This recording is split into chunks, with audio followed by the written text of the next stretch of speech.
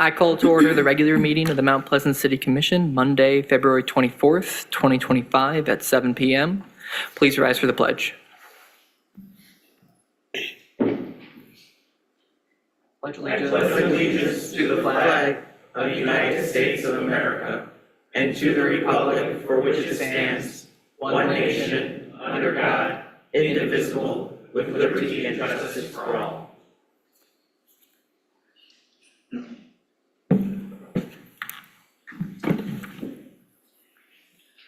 The Mount Pleasant City Commission recognizes the Anishinaabe, whose ancestral lands the city stands upon today.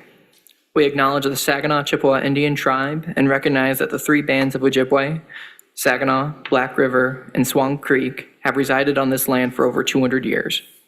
Our acknowledgement of the full history of the tribe and our commitment to be good stewards of these ancestral lands is an expression of gratitude and appreciation to those ancestors who came before us. We give thanks to the generous care with which the Anishinaabe and those members of the Saginaw Chippewa Indian Tribe of Michigan have given and continue to give to this land and our community. Clerk Bauk, will you please take the roll? Commissioner Alsager? Here.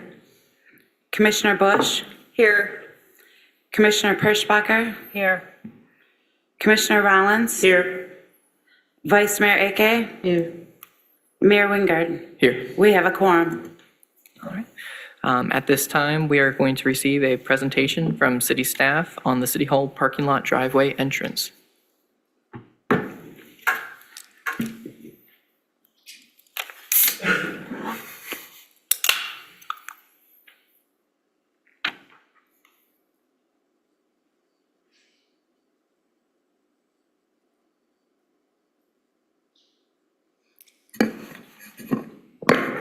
Can you hear me okay? Yep. Yes. Okay. City engineering staff is currently working on design plans to reconfigure the entrance to City Hall off of Broadway Street here at 320 West Broadway.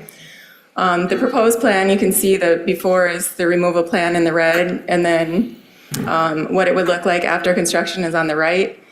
So what we're proposing to do with this project would be to relocate a large power pole that's in the center island that Consumers owns, align the entrance to Oak Street with the City Hall driveway, and then narrow the wide entrance. Some history on this project. This was actually before my time working at the city, but my understanding is that when the Borden building was redone in 2008, that the designer actually explored moving that power line underground or moving that pole, and the cost was very prohibitive.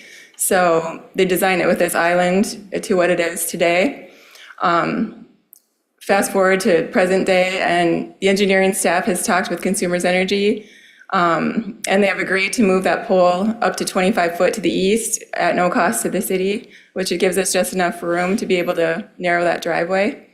And in order to move that power pole to the east, Consumers would require us to redo the permanent easement across the City Hall site. There's an easement now, but this would update that easement for the new location. So on the consent agenda tonight is that proposed easement for approval. Some of the safety issues based on the current alignment. The first one is left turn conflict on Broadway. So what we have happen is when people are trying to turn, going eastbound and westbound at the same time, because of the offset of the driveway, they're in each other's way basically. If they both get there at the same time, sometimes you're having to back up and wave the other person through because of that offset. The second thing is there's a 26-foot jog if you're trying to go northbound into City Hall. Then the third one on there, the biggest one we see is the enter-exit conflict. So people going westbound on Broadway a lot of times don't realize that the driveway split in half, and they try to go in the exit. And we frequently have the scenario even where people will get angry sometimes if you have a car sitting there waiting to turn onto Broadway and try to drive around them up over the curb and honk and get angry and yell at you. So, and then the last one is we have some very wide pedestrian crossings. The City Hall entrance is 55 feet. Even though there's a little island refuge, that's still a long ways, especially with the wide entrance, cars tend to go a little faster, so it's not very safe for pedestrians. The City Planning Department is working on some proposed master plan updates that will come before City Commission. But one of those is this concept sketch to do an extension of Oak Street into Island Park, have another entrance into Island Park from the downtown. So by realigning this driveway, that would allow for this future extension into Island Park. Costs, the engineer's estimate for this project is around $88,000, which would be to reconfigure the driveway and then redo the sidewalks and the sidewalk ramps. However, we did see some pretty significant cost savings on some of our other parking lot bids this year. Parking lots 4 and 5 and the City Hall mill and overlays to about $240,000. So we're hoping to take some of that cost savings and apply it to this project. Project timeline.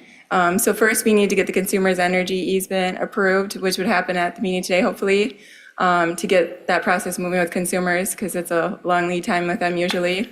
And then we'll come back in March to the City Commission with a change order contract for approval for the parking lot contractor to add this to their project. And there's no obligation with the consumer's easement. If for some reason we decide to not go through with the project, we can cancel that. And then the power pole relocation would need to happen before June. And then after that, we would do the construction of the entrance, followed by the planned overlay, asphalt overlay of all the City Hall parking lots. And then our plan would be to try to keep half of the entrance open at a time while we construct, so that access to City Hall would be maintained throughout the project. To the extent possible, there may be some times here and there where you won't be able to get in. And I think that's the overview. Does anybody have any questions? Commissioner Bush? This probably goes without saying, but I'm sure like the property owners on the other side of the driveway have been involved in this conversation and to at least some extent.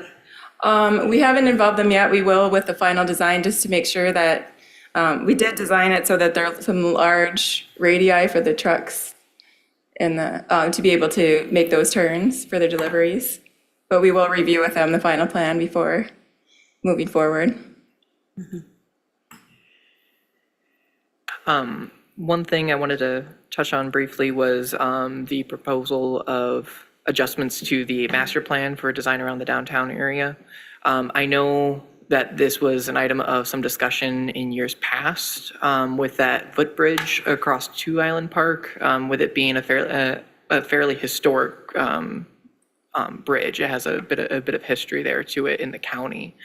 So I'd be a little, like, I just want to put out there my hesitancy at like first hearing about this, just with that design. I know that there's been a lot of interest over the years from having a second drive entrance into Island Park, but I just wanted to make that comment there. Yeah, and we have a few options there in the way that Manuel is presented in this sketch. The pedestrian bridge would be preserved, and then the new traffic bridge would be, so the gray and the white to the, I can point to it, probably. Oh, yeah. Sorry, it's just at this distance and everything. Yeah, thank you. So the pedestrian bridge would stay here, and then that would be the new traffic bridge.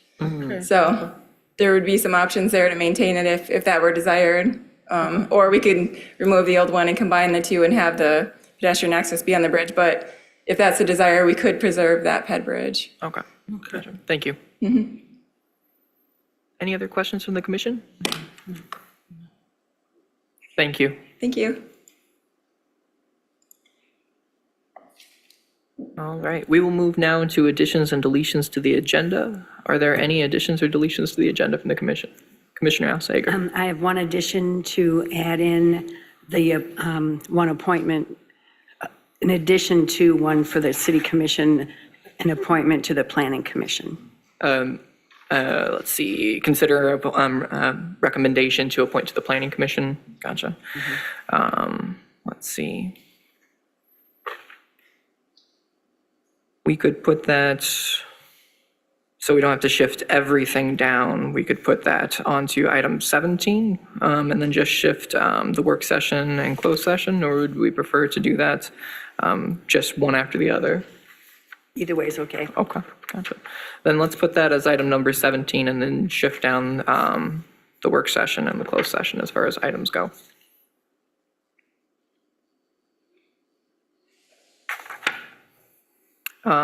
Is there a second to that motion? Second. All those in favor of making the addition of the motion to, or the consideration of a recommendation from the Appointments Committee for the Planning Commission? All those in favor? Aye. All those opposed? Seeing none, let's make that addition. Are there any other additions or deletions? Hearing none, can I get a motion to accept the agenda as amended? I move that we accept the agenda as amended. Gotcha. Second. There's been a motion and a second. All those in favor, please say aye. Aye. Those opposed? Motion passes. Let's see. At this time, we'll move on to public input on agenda items. If you have any public input to give on any agenda items, any items that we're discussing actively at the meeting, please feel free to step up to the podium. You'll be given 5 minutes. Please state your name and address for the record. Is there anyone on Zoom? Is there anyone, any emails? Perfect, thank you. Bill Gerstlauer, 1514 East Gaylord. Quick question on number 9, where it says streets. I'm just wondering if that refers to the residential use. Is that what it's referring to, the residential dumpsters, or is that commercial? For where it says streets. Gotcha. We don't take questions, but we can clarify, Okay, I'm we just can saying, 'cause clarify that. Number Yeah. 13 Gotcha. on the agenda might alter number 9. That was it. Gotcha, thank you.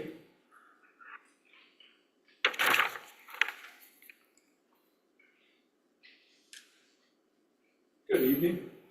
My name is Andy Brockman. I live at 2402 Joseph Drive. I'm here for 2 reasons today. Both have to do with TIFA. So in October, my father-in-law and I have a business partnership at 120 South University. We requested $42,000 in facade improvement and fire suppression, as is consistent with other requests that have been made downtown, I believe, at the former Isabella Bank building. Within time, Commissioner Chapman made a motion to sort of pause it and consider a work session to see if they wanted to open up the pot of the city's, wanted to set aside money for everybody to apply to, which I thought was a sound decision at the time. I was a little surprised in looking at the work session. I was pleased to see it was happening, but when you look at it, it doesn't appear there's any discussion of grant funding for landowners, specifically facade improvement and fire suppression. So after nearly 4 months, we were happy to see the work session happen, but my concern is that if the city commission were to fund the TIFA district, which I hope they do tonight, that's a work session followed by a consent agenda, followed by then funding what I assume is the TIFA pot of money, and then a further application to the TIFA board. At the same time, the project we're working on is happening. And I know the city has a sound principle of not funding projects that are already completed, which makes sense. But in this situation, we're just the people that asked first, and there seems to be an inherent unfairness to the fact that once the city makes its decision, our project will then be not qualified because the work is done. So to me, a solution for that is just a special consideration for the proposal that I think it was in the early November board meeting. Or another alternative would be the city's currently, I think, has, after last meeting, around $7 million in unallocated funds. It was $42,000, and perhaps just allocating it one time to the grant and then funneling the rest into a fully funded TIFA district. I was also kind of surprised when I looked at the presentation. I grew up in Mount Pleasant. I grew up in downtown Mount Pleasant, running around the streets. So I would hope the city commission would continue to fund the TIFA district. I know that it hasn't done so since 2019. I think it'd be a real loss for the community if we just closed down the TIFA district. My understanding is the TIFA district is merely a bucket where you can place money as the city commission. I'm a big metaphor person. If you have a bucket and don't want to fill it, that's fine. but there's no need to throw out the bucket, because if you need a bucket someday, you have to go buy another one. And my understanding is it's very hard to get other municipalities to agree to a TIFA district. So I would really encourage the city to extend it. It's my understanding it's set to expire at the end of the year, and I think that the commissioners should really consider extending it out. Thank you, especially since we just did this great project downtown last summer for the town center, so why not fund other great events and incentives for business owners to do things downtown? Thank you. Thank you. Is there anybody else for public comment on agenda items? Seeing none? Oh.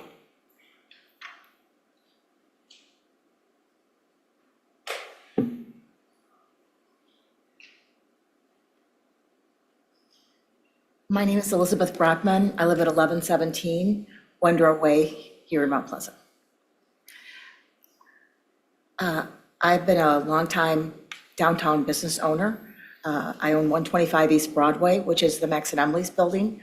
And I very recently purchased 201 South University as an investment in, in downtown Mount Pleasant. And so I was very interested to learn that the City Commission was considering offering grants for external renovation in downtown Mount Pleasant. And now I'm not sure if they are planning to do that or not, if that even is an option. And so I just want to speak in favor of that grant possibility. The downtown Mount Pleasant is an important part of the community. Historic downtown is especially important. And so I just think it would be a great investment in the future if the City Commission did offer those grants. And I think you said you can't answer questions, is that right? Okay, done. Thank you.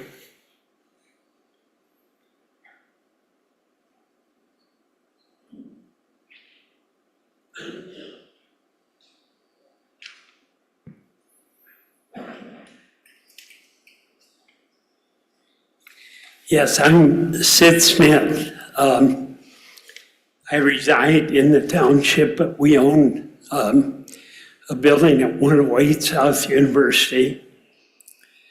I'm just here tonight to, number one, congratulate the city for all of the positive things that have happened with TIFA to the downtown. And I would hate to see that leave us. I grew up here 2 blocks from the downtown, and I've never seen a parade go through the Myers parking lot. So I've always considered the downtown a heartbeat. And I think it's so important that we maintain TIFA and maintain the services that we can continue to grow the downtown area, make it good for families and for all of CMU students and for us. So thank you. Thank you.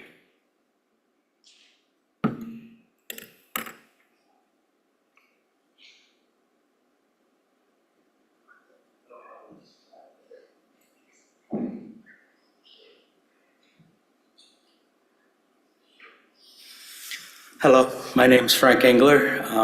I serve as a county commissioner, and I also serve as chairman. So I know the decision you guys make tonight will affect a little bit of what we're going through right now. So I know the taxable value since this started has probably increased, 15 times. So at about $24 million where I think the taxable value sits. So just for where we've had a tough time, we've cut back.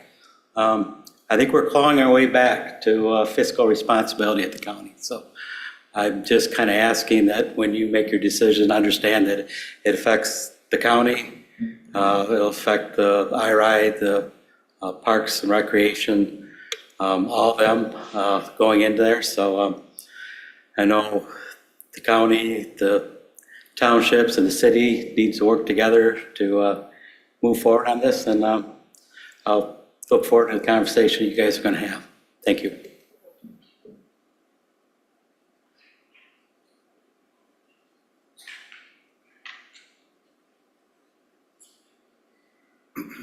Hi, my name's Ken Strom. I own 120 South University. It is one of the, well, I guess I didn't know when I bought it, but it was the jail and it was the, what else was it? It was the fire department, it was the police department. It's been just about everything. But my point is, I bought the building in 6 of 22. In 7 of 23, I had a meeting. And at that meeting, Brad from the fire department was there, Michelle from the DDA was there, Stacy from the engineering department, Brian, the building inspector, and the director of planning, Manuela, were there. During the course of that conversation that we had, I was given a list of things that had to be done to that building. Now, it's my own fault for not doing as much due diligence as I probably should have done to be able to figure out just how much all this was going to cost. But in a situation that I'm in right now, during the course of that conversation, especially it was Michelle who was really wonderful to work with. She'd indicated to me that the dollar amounts for the fire suppression system were going to be augmented by the city, and that the facades were going to be augmented by the facility, or by the city.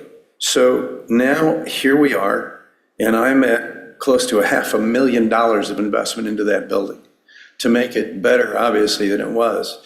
I'm not advocating that everybody should spend that kind of money. What I'm saying is that it was in very poor repair.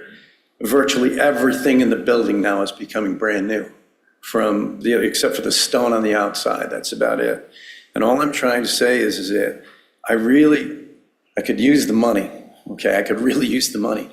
But I think the thing is that when somebody tells you that something's going to happen and it doesn't, it's not a shell game to me. It is something that was talked about. It was something that was discussed. It was something that was actually settled on. The problem with it is I didn't fill out the paperwork because I wasn't sure when I was starting the job. Well, now the job is about 3/4 of the way through, and as Andy had mentioned, if we wait much longer for the allocation to come out from the city, my building will be completely done, and in that case will no longer be, eligible for this grant. And I don't consider that to be fair. I mean, because I started early, are you telling me maybe that what I should do is just stop? Leave it, just let it sit until after you guys have allocated that money in hopes that we get some, and then I could finish my project? I can't do that. I have to finish. So I'm anxious to find it out because we've had this conversation. It was in November that we tabled it, and here it is 4 months later, and nothing has been discussed. And I'm kind of disappointed, and I really want you guys to consider it. Just consider it for all of us. This is really cool. The downtown, the work that was done to the bank is fabulous. Mrs. Brockman's place, she wants to do the back of hers on the alley side. I'm sure that the Smiths have something that they'd like to do to their building. Let's make it so that everybody can jump in. I mean, if you guys are willing to, throw something our way, we're going to do something for you. And I own a couple buildings in downtown Farmington, and in downtown Farmington, the deal that they make is every dollar that you put in, they'll match that dollar up to $100,000. Now, I'm not telling you guys that's the number that you guys should do, but what I am saying is go look at downtown now in Farmington as opposed to 5 years ago, and you'll see the difference. It's dramatic. And if you offer that to us as business owners, as building owners, I guarantee you, people are going to take money out of their pocket as long as you're helping us out. Thank you. Thank you.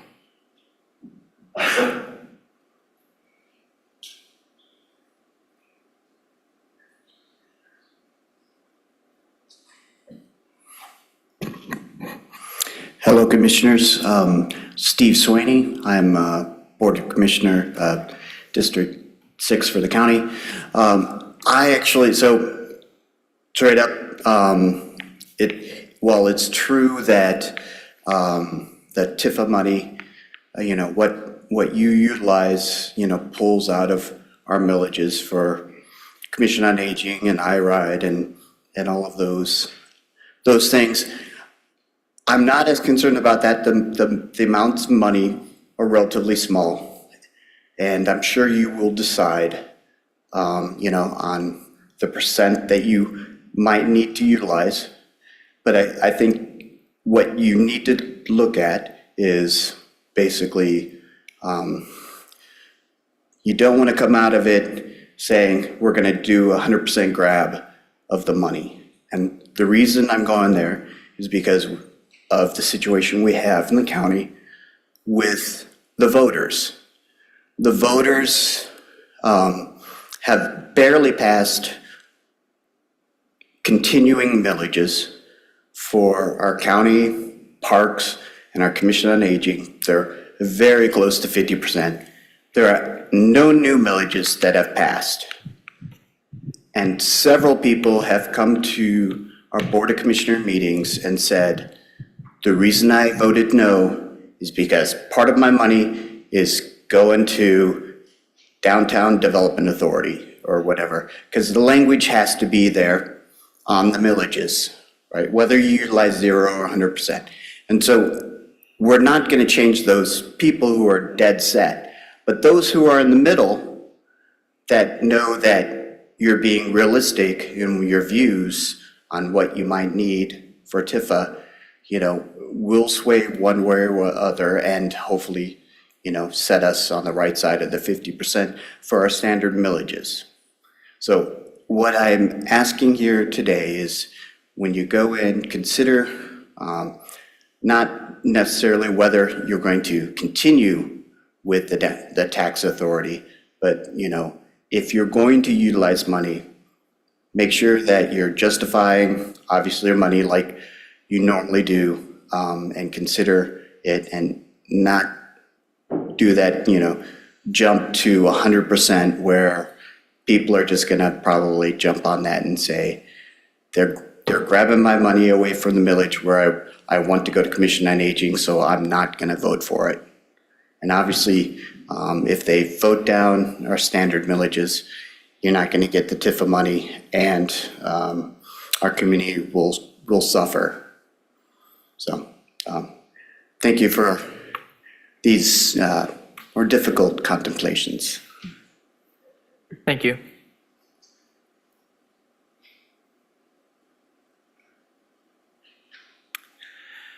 Is there anyone else in the audience who would like to give public input on agenda items at this time? Seeing none, I'm going to close the public input on agenda items. We'll now move into receipt of petitions and communications. Manager DeSense. Receipt of petitions and communications this evening includes the report on the second 2025 deer call. Thank you. Okay. Moving on to consent items. Manager DeSense. Consent items this evening includes approval of the minutes from the regular meeting held February 24. Sorry, that would be February 10, 2025. Approval of a professional services contract with Fishbeck for $159,000 to design the food waste receiving station at the Water Resource Recovery Facility. Approval of revised permanent easement for Consumers Energy electrical facilities for City Hall driveway entrance reconfiguration, 320 West Broadway Street. Award the 2025 lime residuals removal contract to MAK Enterprises of Mount Pleasant at $28 per cubic yard and a not-to-exceed contract amount of $429,000. Consider the award for the 2025 pavement markings project to M&M Pavement Markings of Grand Blanc, Michigan for $42,736. Approve amendment to the professional services agreement with Mead and Hunt for $8,810 to include the procurement of a wheel loader for the Mount Pleasant Regional Airport and authorize the city manager to sign the amendment. Approve 3-year dumpster service contracts with Granger for DPS, streets, and the parks, and approval of payrolls and warrants. At this time, is there any items that the commission would like to remove out of the consent agenda, or is there any questions? Director Moore, would you be able to clarify number 9 for us? Approve 3-year dumpster service contracts with Granger for DPS, streets, and the parks. Yeah, so that's just a contract for those dumpsters that are actually at those buildings. And so we kind of, our office reached out to the various providers and got the pricing. And so it looks like it's going to save us a fair bit of money, so. Gotcha. So it's just affecting, again, the dumpsters for those specific city buildings? Correct. Yep. Perfect. Thank you.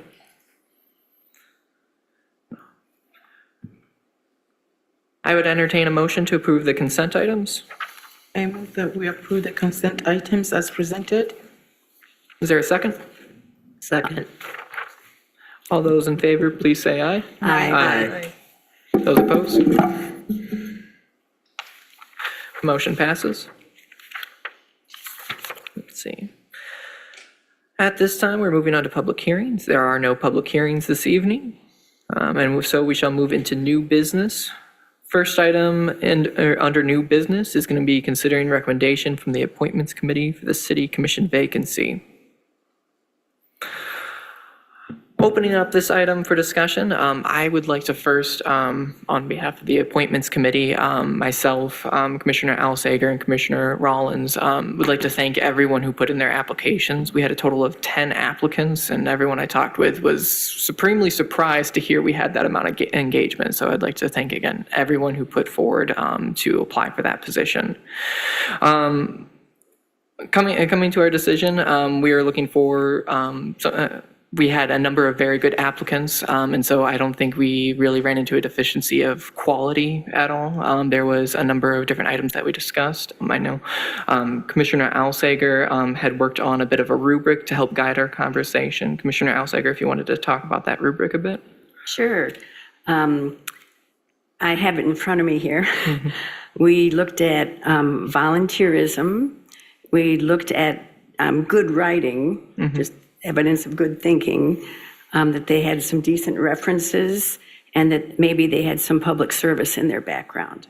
Gotcha. So those were our 4 that we looked at. And of our 10 candidates, there were 2 of them that kind of ran across it, straight across, that got all the marks. So we were really deciding between 2 candidates. And then we kind of added in one other feature, and that feature was we didn't want to do what the Appointments Committee has done in the past and pick someone that we know is going to then run for office in August. We didn't want to give anyone that boost. So we decided on someone who has told us that he's not going to run for office in August.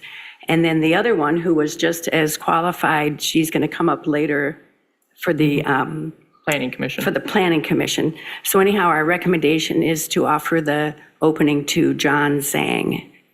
And he's a former city worker. He has done a lot of different committee work and really served the city well. So we think he's a real good applicant, and we all agree on his nomination. So I'd like to move that we nominate John Zhang to the open commission seat. I move that we nominate John Zhang to the commission seat. Okay, there's a motion and a second. Is there any? I'll second. I think the motion, Commissioner Alsager made the motion, and So then, you'll second then. and that, the second was Commissioner. Okay. So we did Oh, sorry. twice. Okay, I second that. Gotcha, okay. Is there any discussion? Seeing none, all those in favor of the appointment of John Zhang to the City Commission, the term we would be appointing at the March 10th meeting, and then that term would run through the August election. I believe, Commissioner, or not Commissioner, Clerk Bao, could you remind me when the election will take place? It would be August 5th. August 5th, thank you. So after that election, whoever wins in the August election would take over the commission seat at that point, and that would run from that August election through to the end of the term, ending in December of 2026. With that in mind, all those in favor of appointing John Zhang for the term, for the appointment, yes. All those in favor, please say aye. Aye. Those opposed? All right, motion passes. We will So look he to, would be sworn in when? Yeah, so, March 10th. Next March week. 10th. yeah. So at the March 10th meeting, we'll be swearing in John Zhang as part of the agenda. Yep. No, right. Next, we are going to move on. Next item on the agenda is consider request for proposals for city employee climate survey. Let's see. Manager DeSense, would you like to tee us up a bit on what the RFP process for this looked like? Yeah, absolutely. So staff had produced the request for proposals for the city employee climate survey that was discussed at our work session with the city commission. Took the feedback from the city commission, put that into an RFP format. We had posted that on 2 of the popular sites that we utilize for such RFPs, which was BidNet as well as the Michigan Municipal League website. The city received a total of 13 responses for this work. The copies of the responses are in your city commission packets. City commissions can now decide how to move forward in assessing those proposals.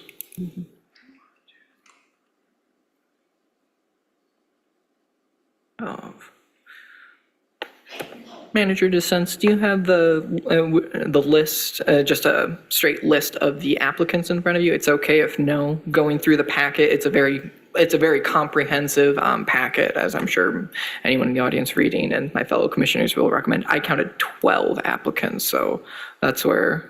Okay, it could be that I had counted wrong. I thought I saw 13 in there. I don't have a list of them necessarily written down. I just ran through the packet and That's tried all to right, number them yeah. out. Gotcha. Yeah, so on this item, talking with fellow commissioners, working through, we have proposals that came in from all over the country, from East Coast to the West Coast, based here in Michigan. And we have prices on this proposal ranging from anywhere from, I think the lowest I saw was an estimate of about $6,400 to just close to a little over $49,000. Talking about this process, again, we're working on addressing any concerns about the work climate that employees at the city are experiencing. So that way we can have a better understanding and work that into our goals and objectives in the next couple of years. And again, take action if there's like any issues that we weren't previously aware of.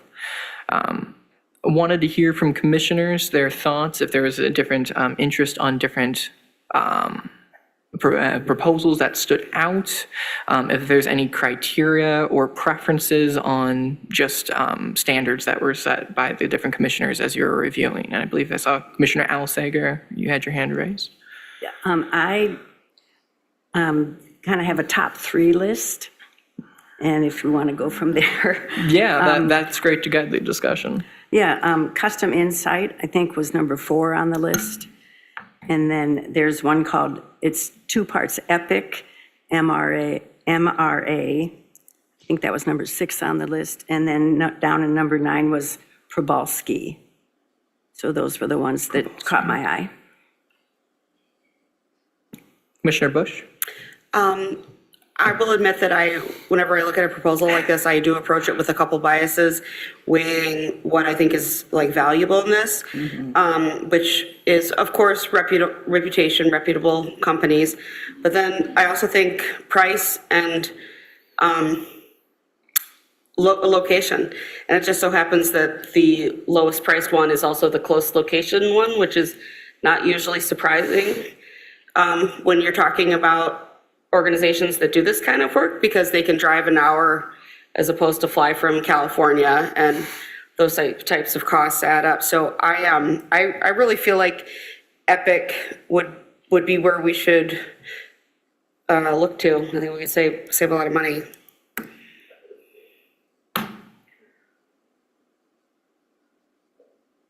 Thank you, Commissioner Bush. Oh, can I add one more thing? Certainly. I also think we kind of got a lot of almost like free information in the packet, because really, if you see something in another proposal that you like, I'm sure if we said, hey, we like what this other guy was going to do, what do you think about this? These are professionals and they'd probably be willing to discuss that. So. Yeah, the majority of the proposals, and I think And off the top of my head, I can't say, but Emma, the majority of the proposals included the option for additional services and add-ons. So if we wanted to tailor it a bit, if we wanted to put in that request, they would probably be able to accommodate that, I'm sure. Let's see. Other commissioners? I have to agree with Commissioner Bush, basically the cost of itself. And Epic was what stood out to me also. Gotcha.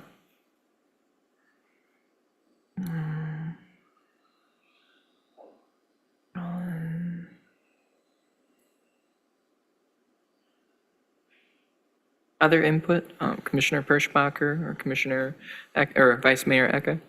I am of a similar opinion. However, the researcher and critical analyst in me wants to take a look at these and sort of, compare a couple of the ones that, we seem to agree on, or at least we have potential for what we're looking at. And I'm not sure that doing that within such a short time, would give us the space to do a deep dive into a couple of them. Commissioner Alsager has identified 3. I'm looking at Epic, and, at least for now, but maybe there are other things that the other ones have to offer that we could take a look at. And so, depending on how quickly we want this, we did talk about this earlier, indicating that there's no way we're going to get this report within, a few months. So I want to do this, and I want to do it properly, and I want to take another look at this. So it seems to me that, one of the things we could do is plan to have a conversation about this particular, there are 13 or 12 of them. Have a conversation about the top 3 and then make that decision. That's where I'm going with this. So, but, if you want to choose Epic right now, I will, go with the group's decision. That would be my preference. Gotcha. Finding out from the other commissioners, is there interest in taking more time to review these proposals coming in? I don't know, I think we had some good days to read over them and make our decisions. I'm okay with that, too. Okay. I'm okay. Yeah, I think Epic is a good, solid contract. It's definitely good on price, and again, we would be able to negotiate again additional services with them as we're going through that process. And they were ones that had a shorter time span too, to get it done within 8 weeks, rather than some of the ones that were going to go through to December. Gotcha. See. Okay. Well, in that case, I would entertain a motion to approve the contract then, or Commissioner, we normally are getting a recommendation on contracts. I'm guessing it would be a motion to award the contract to Epic MRA or direct staff to enter into an agreement. I think that would be a good motion to make, exactly as you had framed it there, with Epic MRA, and we could certainly work with them to get the ball rolling on this. Gotcha. I move that we make a motion to direct staff to enter into an agreement with Epic MRA for completion of an employee and satisfaction climate survey. I'll second that. All those in favor, please say aye. Aye. Those opposed? Motion passes. Let's see. Okay, moving on to item number 13, discuss resident difficulty with refuse and recycling carts during snow events. Manager DeSense, do you want to tee up this discussion for us? Yeah, can do. City Commission requested a list of available options for residents that have expressed concerns maneuvering their waste and recycling carts. Staff has provided this list of different things that residents could consider, different resources, those kind of things. Also, the City Commission received a letter expressing concern from a local condo owners group. That letter was included in your City Commission packet. Staff has provided a written response, which we plan to send out here. That was provided to you on the dais this evening, so you have that as well, too. All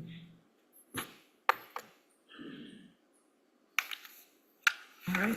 Yeah, so on this topic, again, let's see, just kind of starting us off on this discussion, working with this, working with the new Granger services that we entered into the contract last year, started out in January of this year, 2024, or 2025.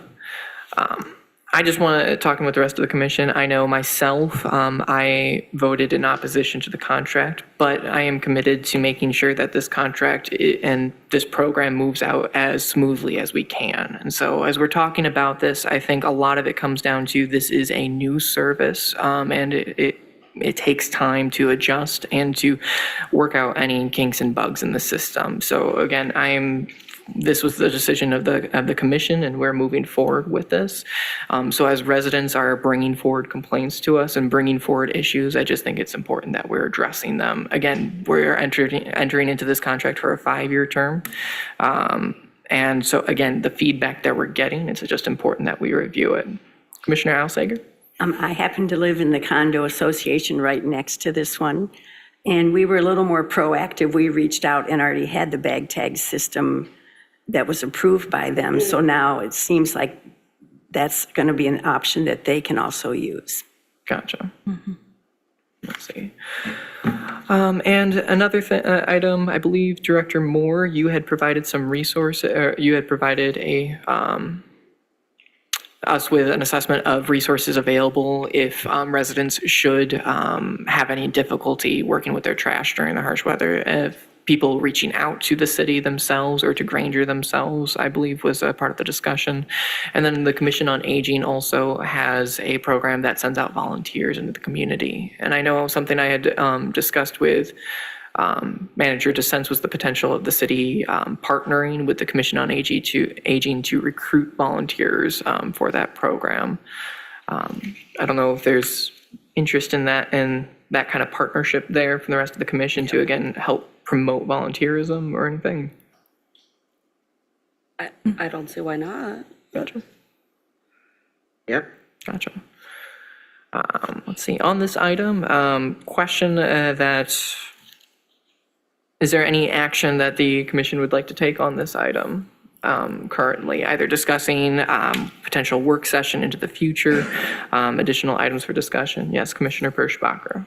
When we received this email, I had reached out to our representative at Granger, Jamie, and informed her that we had received this letter and asked that she reach out to the association. I received an email from her today at about 4 o'clock. She said that she had spoken to Jason and that she had reached out to the letters presenter, and she had not heard back from them yet. But my understanding is that they are able to do a bag system, if they want to, maybe, that's something that they can do. I know that other cul-de-sacs do that. Instead of allowing the trucks to go through, they have a bag system that they bring their bags out to the edge, just like they did with the other company that we used. So I do believe that there are some reasonable ways for us to resolve this. Commissioner Bush? Can I ask if staff is keeping a record of, or for that matter, Granger, of when residents contact and what the issue was, whether it was resolved, the address, that sort of thing? Just seems like it might be a good resource to have if we do have to have a future work session on this. And so it could be available if commissioners, would like to get a pulse on what's been reported. Yeah, I can talk with frontline staff to see if they have taken such information. If not, we can certainly start keeping track of that. Commissioner or Vice Mayor Ake? I do think, just to echo what the mayor has said earlier, that it is important for us to pay attention to these complaints. This is a new contract. It's growing pains, as they would say. So we're beginning to find out what is working and what is not working. Like, Mayor Wingard, I was probably the second person one of the three people who voted against this. I am not suggesting that we abandon the contract, but I do see that there are glitches. People complained about the size of the container or the bulkiness of the container, before we signed the contract. Now that we're into it, it is important for us to pay attention to those complaints. But I'm also thinking about, looking forward in terms of making sure, looking at the possible resources that are available for people. And we had a conversation about this, finding a way of providing that information somehow, so that people can easily access them. And that way they're not constantly calling and saying, where do I do this? And I was talking about, the one sheet that the Parks and Rec people send to, residents, to residents, identifying the numbers, the units and numbers to call if you needed certain services. And I think that in the case of something like this, it might be useful to do that, especially if they don't want to call Granger. All they know is that it's the cities. So who do they contact? And they may call Granger, and Granger is not there to respond to them right away. But I do think that it is important, that they have access to that information and they're not frustrated by, not getting, the response they need. And with any luck, we're moving out of the cold season for the year. It was hitting, I think it hit 50 today. So again, fingers crossed, but definitely looking into next year as we start to get into colder weather, if we can potentially do like an education campaign on resources that are available for people. So as it starts to get into October and November, putting out just contact of like, if you're going to have difficulty with your trash cans, your recycling bin, here are numbers that you can call for assistance. And it's just reminding residents that I've heard great stories of people partnering with their neighbors. I've heard a lot of positive feedback about the recycling bins also. People are filling them up. Let's see. But anyway, if there's no, looking to the rest, is there any additional discussion that we'd like to have at this time on this item? Gotcha. All right, if there's no additional action or anything, in that case, I think we can just move into item number 14. So, Manager DeSense? Staff is recommending that item 14 is approve the PC replacements for the Windows 11 upgrade for $100,000 and approve a budget amendment of $69,400. Staff is recommending that the City Commission approve the purchase of several computers within the organization. This is required as Windows 10 operating system will reach its end of life at the beginning of Q4 of this year. Allowing the computers to operate beyond this time places the city's network at risk to hostile actors. Staff has identified an MI Deal partner, which provides the lowest pricing available for these machines. Staff estimates the total cost of replacements to be $100,000. See. Could you remind us on the reason for the budget amendment for this process? So during the budgeting process, I think staff, ultimately, I think what had happened is that we had misscoped the project. I think as we started getting into this more, we started finding more machines that we would need to have replaced as part of this review process. And so initially, staff set up a budget that was closer to about $30,000, but upon further review is finding that it's going to be about $100,000 to replace all the machines that we need. Thank you. Commissioner Bush? Are the retired computers going to be, sold on the government website, or what are the plans for disposal of the computers? That is a good question. I don't know if you happen to know, Director Pavlovsky, what Mike's plan is with that? At this time, I do not know. I can take information. Obviously, just for most environmentally and financially responsible results.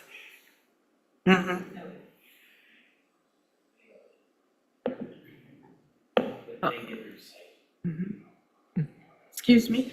They are recycled? Yes, they get properly recycled. The hard drives get wiped. In some cases, wiped very, very well to being destroyed. But yes, we have a long practice of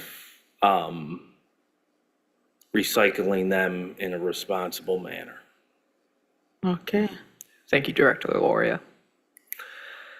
Is there any other discussion on this item? Okay. So I don't want to ask what recycling, entails, because some of these computer components end up in a lot of places where they shouldn't be. So are you working with a company, an organization, or an entity that does the recycling? Who does the recycling? I know in the past, when the county does their electronic recycling, after the computers have been wiped, and they're deemed they can't be reused anywhere, we've taken advantage of bringing any unused, whether it's monitors or laptops, desktops, to that event. Okay. So county, keep putting that on, that's a good one. At this time, I would entertain a motion to approve the PC replacements. I move that we approve the amended budget for the PC replacements. Second. There's been a motion and a second. All those in favor, please say aye. Aye. Those opposed? Motion passes. Okay. Manager DeSenza, if you want to tee up item number 15.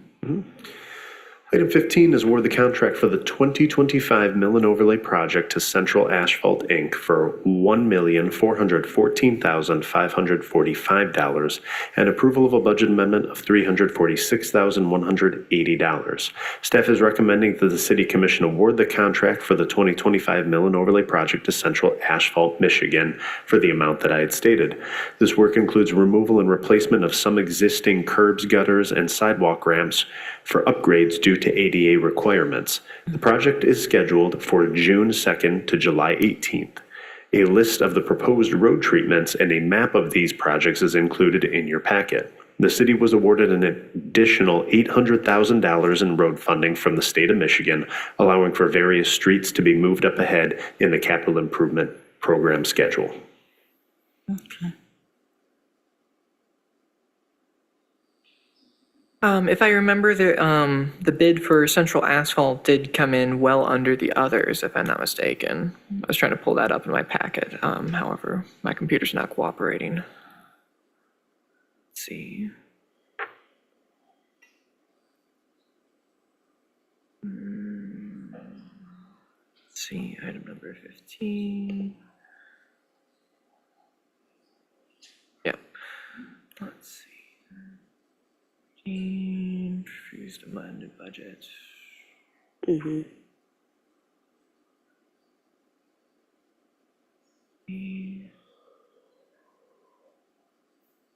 Lost it now and everything, but I believe Central Asphalt was, again, or not under budget, but as compared to the other proposals that were put out there, the other bids we received.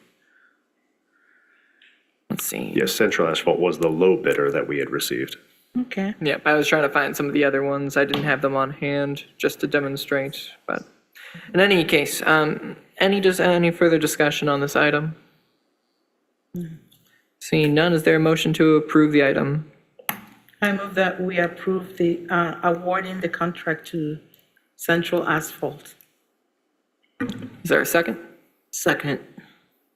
All those in favor, please say aye. Aye. Those opposed? Motion passes. Let's see.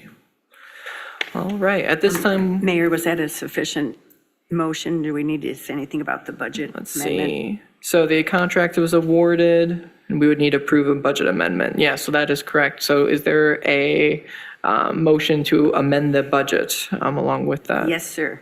Gotcha. Second. Gotcha. So, yep, there's been a motion to amend the budget with the $346,000, $346,180. And there's been a second of work for us, Heather. Thank you. All those in favor, please say aye. Aye. Those opposed? The second motion passes as well.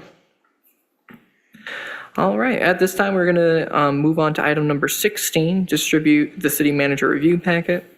So at all the dioceses and included electronically is the packet for the city manager review for 2024. Reminder, this was carried over from 2025 as we did not get that completed previous year. Normally, this should be completed during October.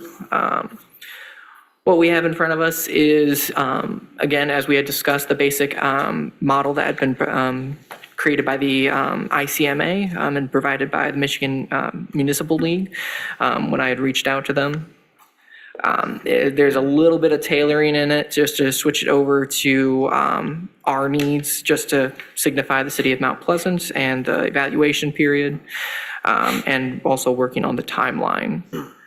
So having this in front of each of you, I would ask that take time, review it, and if you can get me back either an electronic or a physical copy by the March 10th meeting. Yes, Commissioner Perschbacher.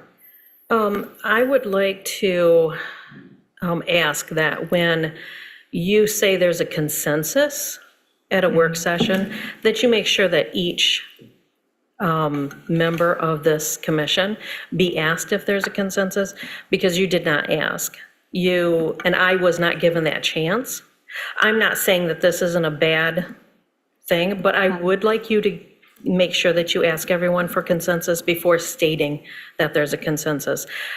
Just like when we were just talking about the proposals for the climate survey, and you said my name, and then immediately turned to the vice mayor and did not allow me to speak at that time. I feel very left out when that happens. I just want to make a note of that. Thank you. No, I can understand that, and thank you for that feedback there. Working with this, specifically during that moment that you had mentioned, where it was Commissioner Perschbacher, Commissioner Eke. At that time, I believe I was naming off individuals who I had not heard speak yet during the session, and again, it was the back and forth look there.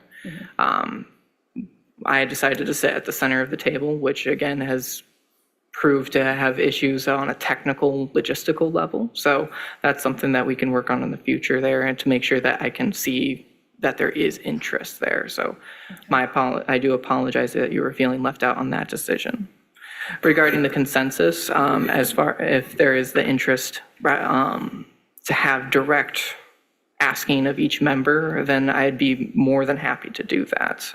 Just as like when we're bringing up new business and items of discussion, I've been making it a point to ask each individual member if there is the interest in bringing forward an item. With that feedback, I'd be more than happy to continue to make sure that I am getting more direct feedback about a consensus on any discussion item. So that is feedback that I appreciate there. I would appreciate that, because I was very confused by the work session, because we went from reinventing the wheel to suggestion boxes to trying to figure out if we were going to retro salary. And then the next thing I knew, we were going to, you stated that you had a consensus, and I was Gotcha. pushed back by that.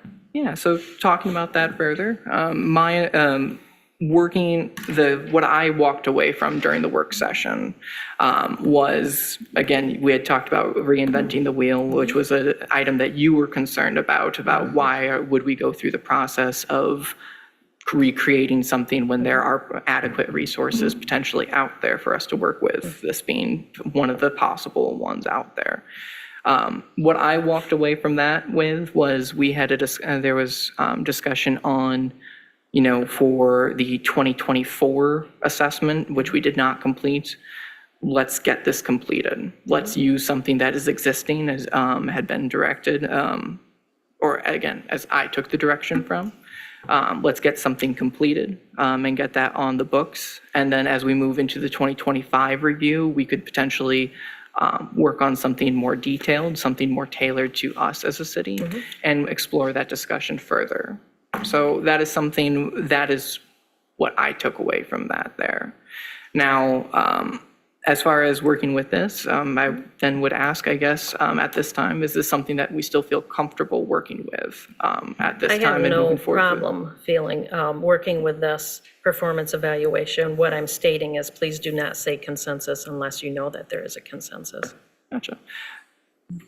My time on the commission, working on the commission, it's generally been something where is there asking, walking away from a meeting. It's not been something that's been more direct one-on-one, calling or soliciting, again, each commissioner during a work session.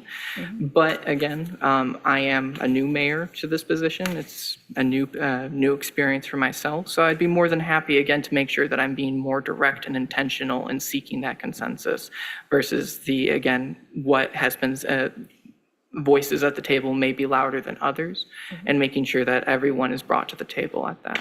That is not something I'm concerned about, and I, again, appreciate that feedback to be able to move forward, to make sure that we as a commission can, again, as you've talked about, come to a consensus on this. Thank you. Thank you. Again, at this time, so bringing it back to the commission as a whole, is there any issues with the packet that we have in front of us, or again, on the cover page, the timeline that is laid out here? No trouble. Thank you. Vice Mayor Eke. I think, in the interest of time and the fact that we do need, there is, for me, urgency to get this done. We do need to get this done. And then if we have to, in the future, modify it and develop a different,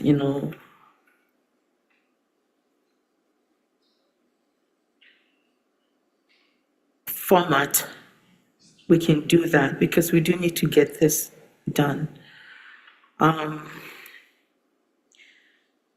I don't see any problems with using this. I do see spaces where we can modify some things, but I don't want to tinker with this right now because we really need to get this done.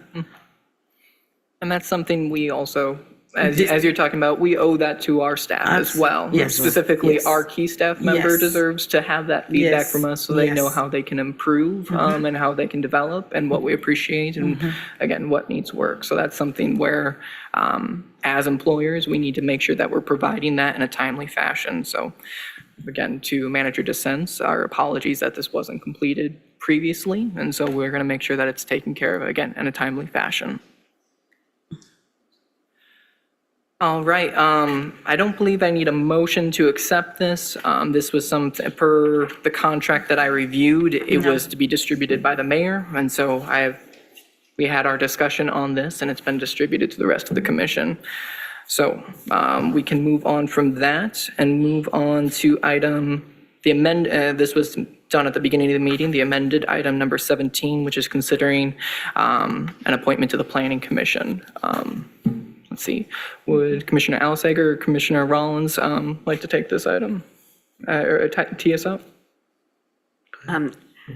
I spoke before about two really, really strong candidates, and this second candidate is someone who, with our discussions, we thought she would really do well on the Planning Commission, and her name is Rachel Putnam Farley. And that's the name I'd like to put forward for the Planning Commission. Talking about this individual, they have had a lot of experience working within communities elsewhere. They're newer to Mount Pleasant, but their experiences working with grants from HUD and MISHDA that they have talked about in their application was really interesting to talk with them about. So I enjoyed that conversation I had there. And again, we have two vacancies on the Planning Commission currently. And it was exciting to potentially have them serve on that. And they did express interest in serving on the Planning Commission as well. So did you make a motion at the end of your? I'll move that we nominate Rachel Putnam Farley for the Planning Commission. I second. Gotcha. Is there any further discussion? Can I ask a question to the Appointments Committee? And that is there a specific term date that this individual would serve until? Because I know there's two openings on the Planning Commission, and I wasn't certain if we were appointing to a specific one or not. I think typically when we have that happen, whoever we appoint first goes for the longer term. Okay. That's what I perfect. would suggest. Do we need an amendment to the motion or anything with that? No, we'll just include that information in the minutes to reflect that. Perfect. All right. Without any further discussion, all those in favor of the appointment, please say aye. Aye. Those opposed? Motion passes. Let's see. All right, I believe that brings us several papers here. I believe that brings us to the end of new business. Where did I put my agenda? Thank you. Let's see. All right, so at this time, that brings us to the end of new business, and so we will move on to announcements on city-related issues and new business. So again, going through and speaking, giving each of the commissioners an opportunity to speak on any items that they'd wish, going alphabetically, starting with Commissioner Alsager. I'm all set. Gotcha.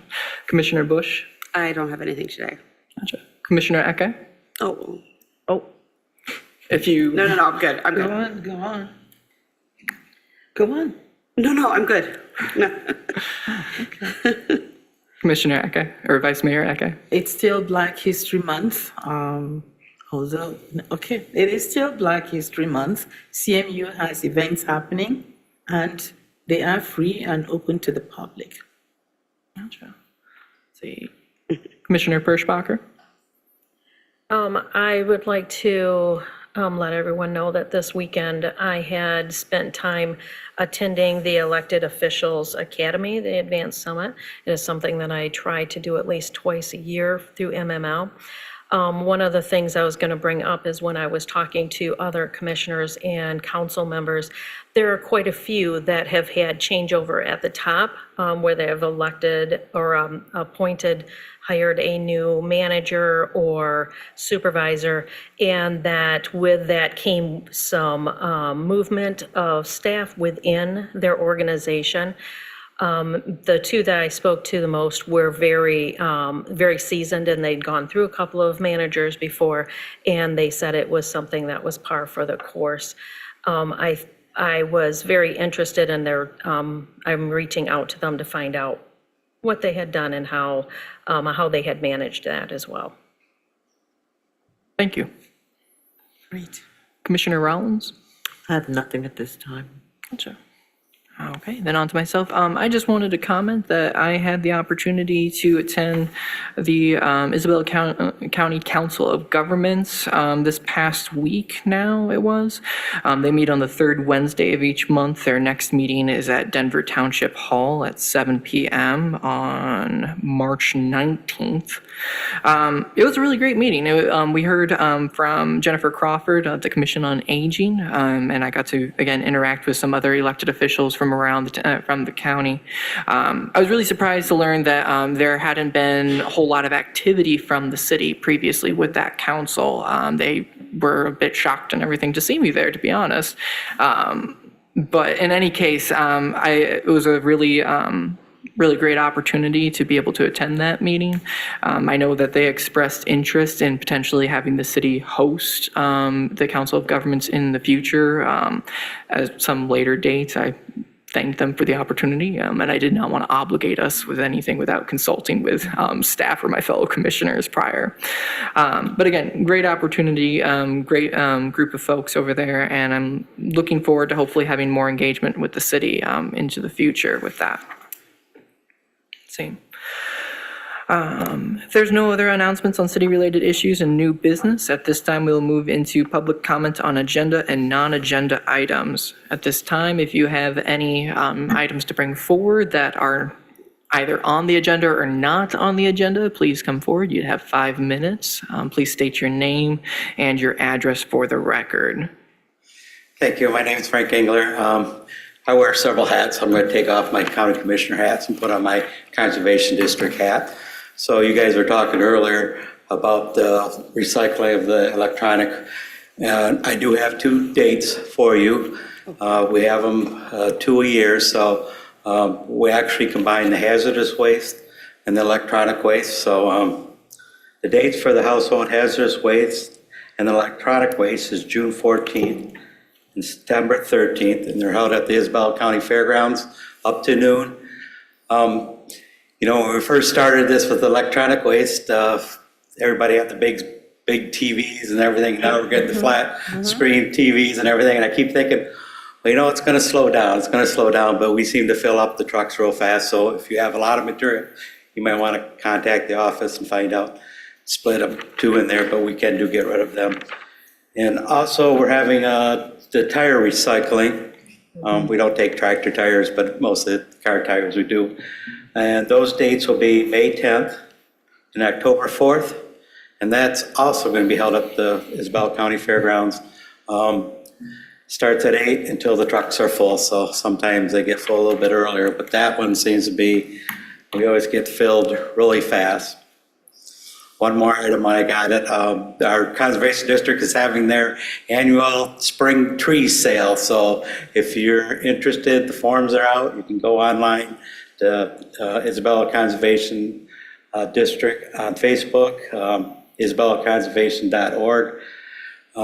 Get an order form, or you can stop at the USDA office to get an order form. And like I said, it's one of our fundraisers that we do to support a lot of our programs. Everybody asks me, well, when do we pick them up? We never know, because this is Michigan and we can't pull the trees until the frost comes out. So every year, we don't know. Some years we get there early, some we don't. So it all depends on Michigan's weather. So thank you. Thank you. Thank you.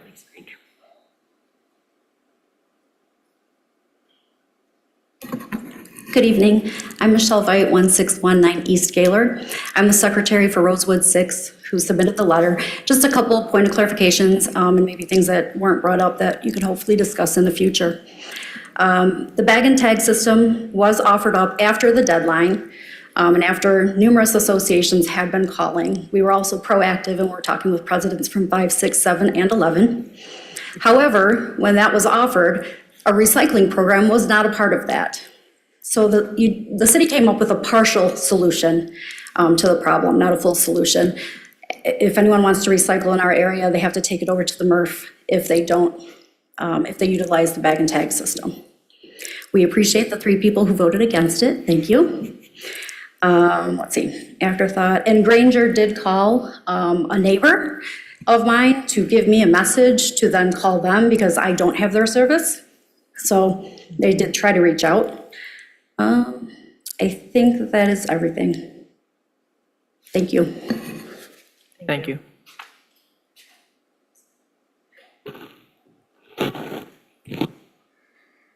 Cynthia Kilmer, 219 North Lansing Street. Your fire department does a really good job, and I want to say so. I have some rental units, and they're inspected, every year like they're supposed to be. And they're not perfect, they'll find one thing or another, and I fix those things, but I want to say that they're professional, they're nice, I like working with them, and you know what they say, if you want to keep good people, the best way is to pay them good.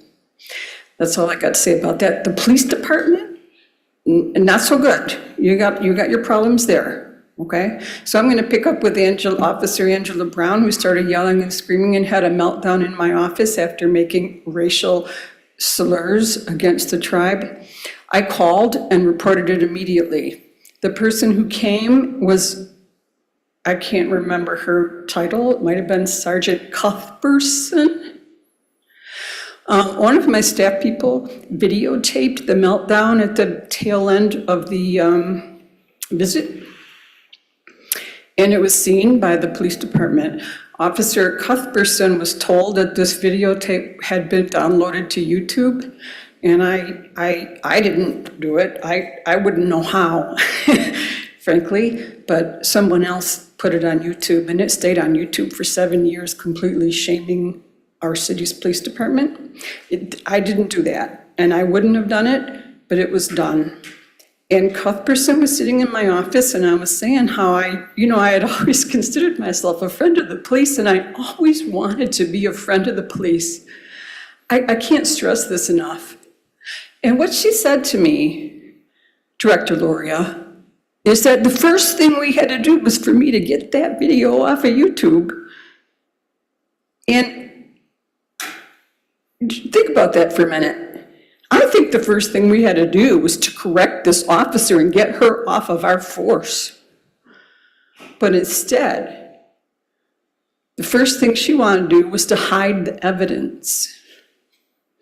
You follow? Anyway, after that, Director Loria called me and said that this officer was disciplined, not adequately.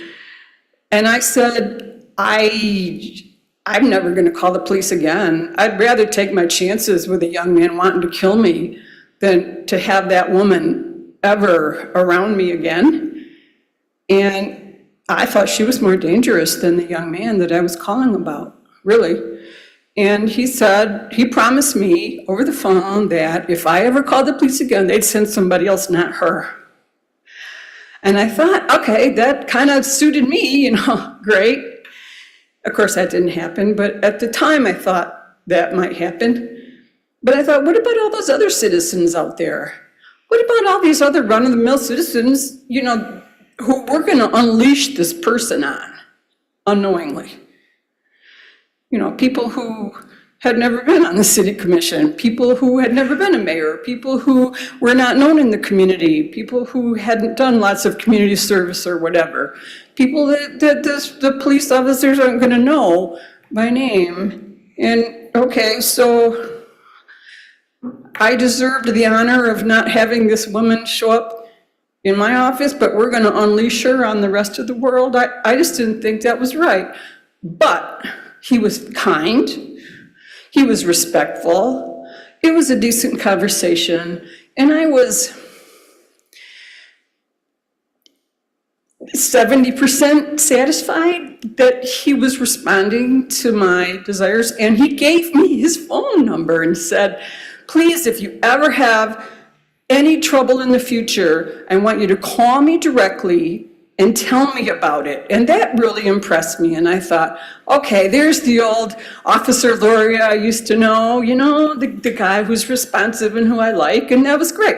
But the very next time I had a problem, I called him, he didn't answer. And he didn't return my call. And he didn't come forward, and he didn't address the issue. And we'll be talking about that issue that involved a special needs 17-year-old who was threatened to be tased and evicted in the middle of the night out of her home. 3 a.m, special ed kid. We're going to talk about that next time. Okay? Thank you. Bye. Thank you.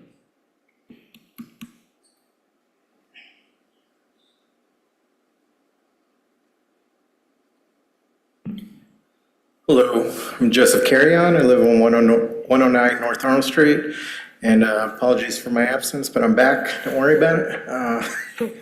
But I want to talk about a bicycle network system that we have in town. More importantly, because it's non-existent on Google Maps.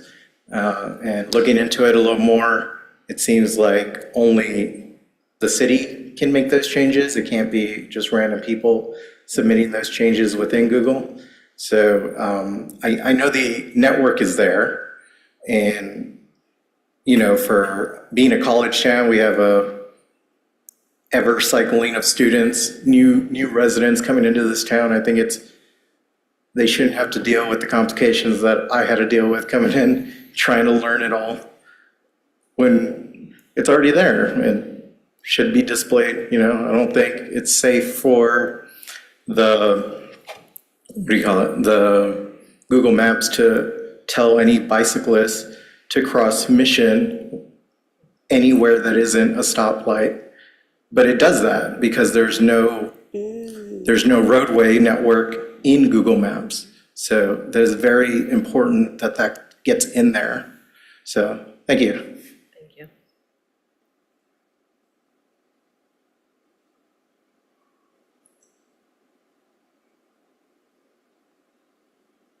Is there any other public comment from the audience tonight? Is there anyone on Zoom? Okay. Any additional emails?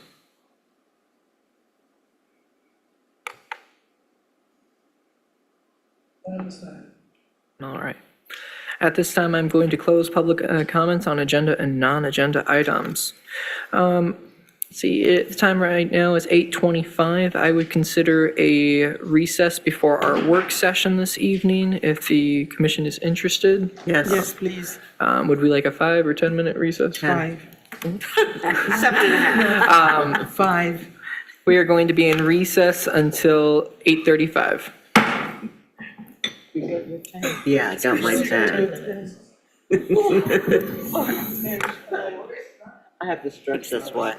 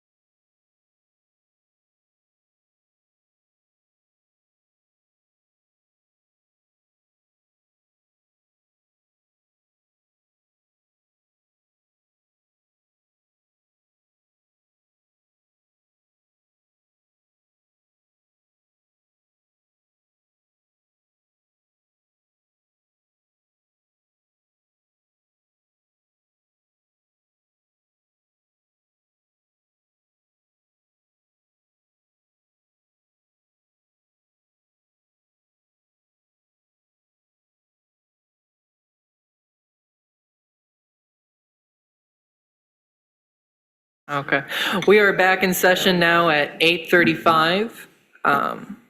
At this time, we are going to move into our work session on our TIFA discussion. It seems that there's much anticipation on this one. I'm going to pass it off to Manager DeSense to tee up and present on this. Perfect, all right. Well, first up, we're here to talk about CBD TIFA. I think that speaks for itself, of course. Everyone knows what that means. Central Business District Tax Increment Finance Authority. I'm just going to give folks a little bit of a refresher here on what that Central Business Tax Increment Finance Authority does. I want to discuss some of the financial capabilities and the potential projects and programs that we could be considering as part of this program, and then also request direction from the City Commission.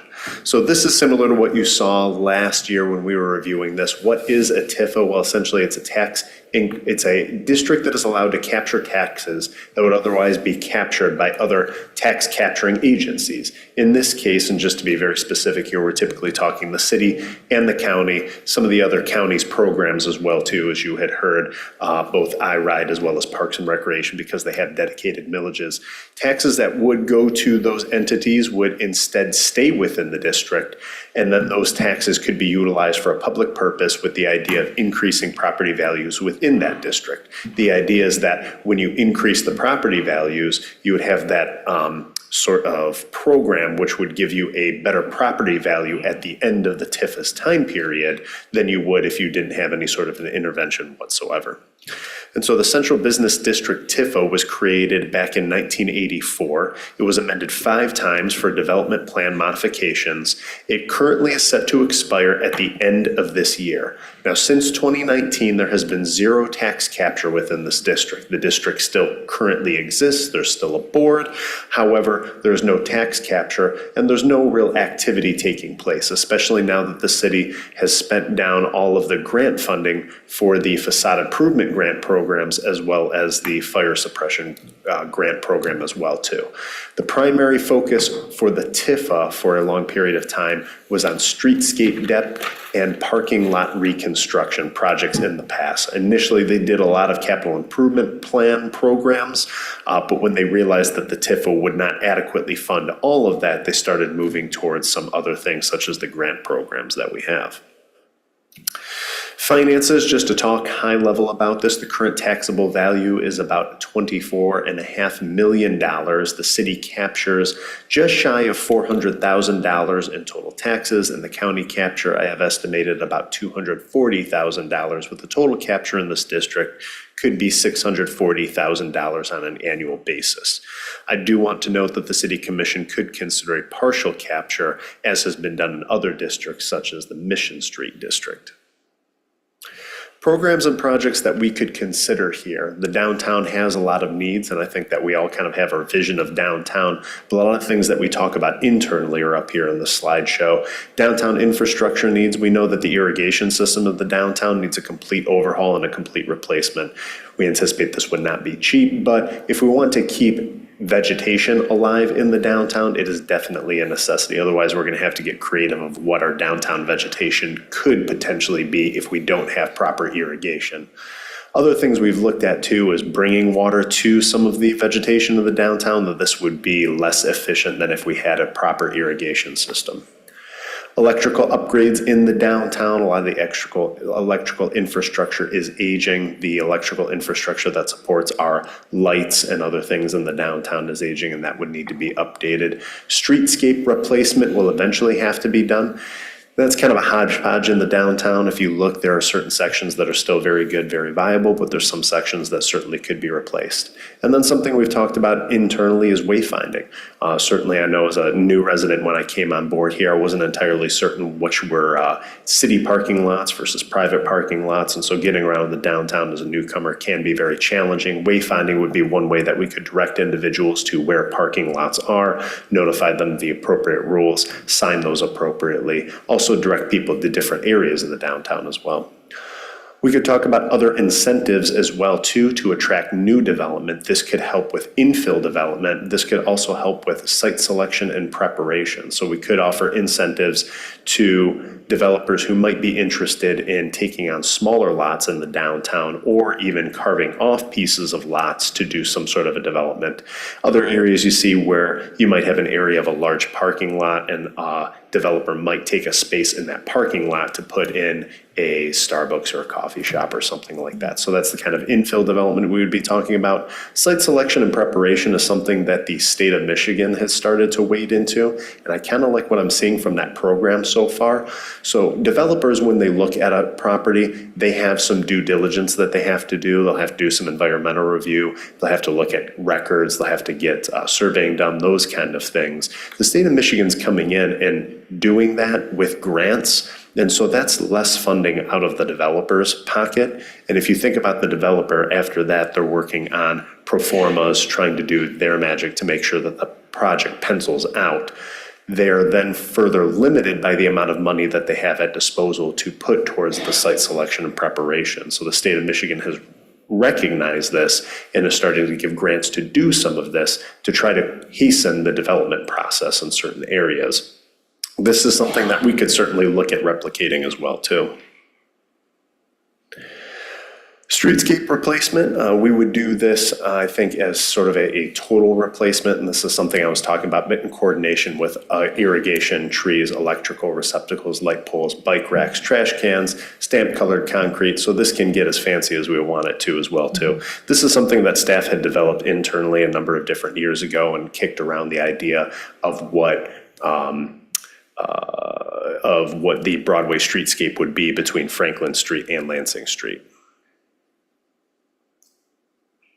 And then infill development, this kind of highlights what I was talking about, taking a section of the downtown block and utilizing areas that would otherwise be utilized for parking and converting it into additional space for retail or businesses or anything like that.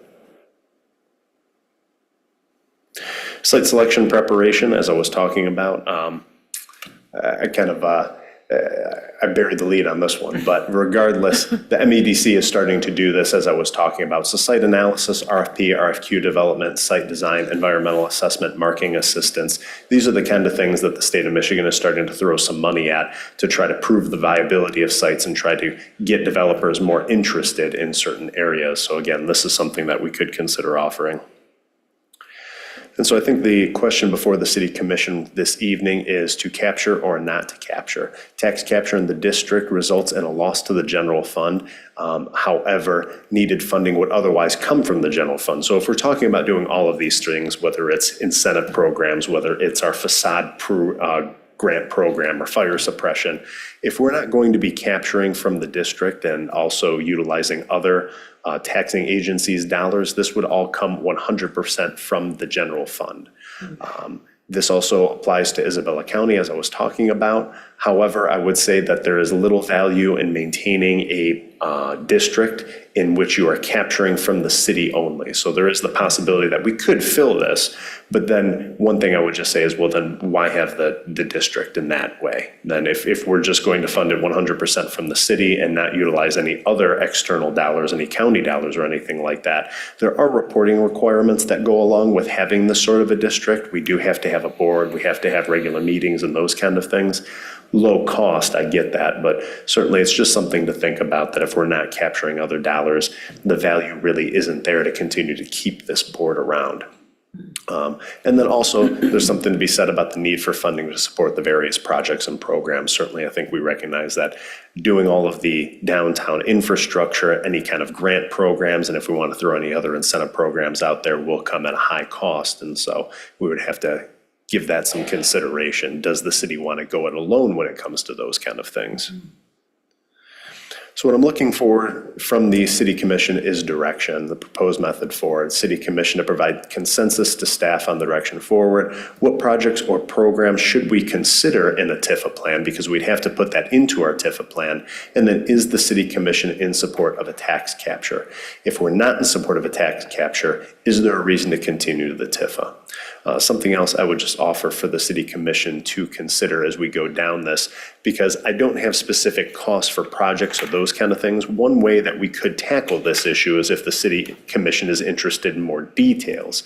I could work with the staff to develop sort of capital improvements plan of what would go in the TIFA or into a TIFA plan based on what the city commission might be interested in. So if you say we're interested in all of the streetscape and everything like that, we want to continue with our grant programs, but we don't want to do infill, we don't want to do the site selection, we don't want to do any of that additional stuff that we've done. Let's just take care of what we have and let's provide some incentives to the current buildings out there. Let's just say that's one route the city commission wanted to go.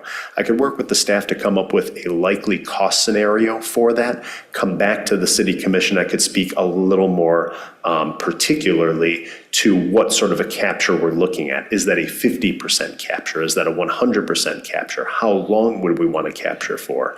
Those are other things we could consider as well too. So I offer that to the city commission in advance of your consideration. And then also, if the city commission is in support of the capture, staff will work with the TIFA, work on a TIFA plan for the agreed projects and programs. We can calculate the needed revenue for those said projects and programs and then return to the city commission with final approval of that plan. Questions for me? Well, I have a couple. Didn't we dissolve the North District? Yes, that would be the industrial park north, correct. So that's out of consideration. Not just, I should say, we're allowing it to dissolve at the end of the year, so taking no action will allow that TIFA to expire, and then it'll just, there's nothing further we have to do from there. And then my next thought is, from some of our county commissioners here, they're understanding if we do it, but it sounds like maybe we'd be better off to do it on our own. Do you get that feeling?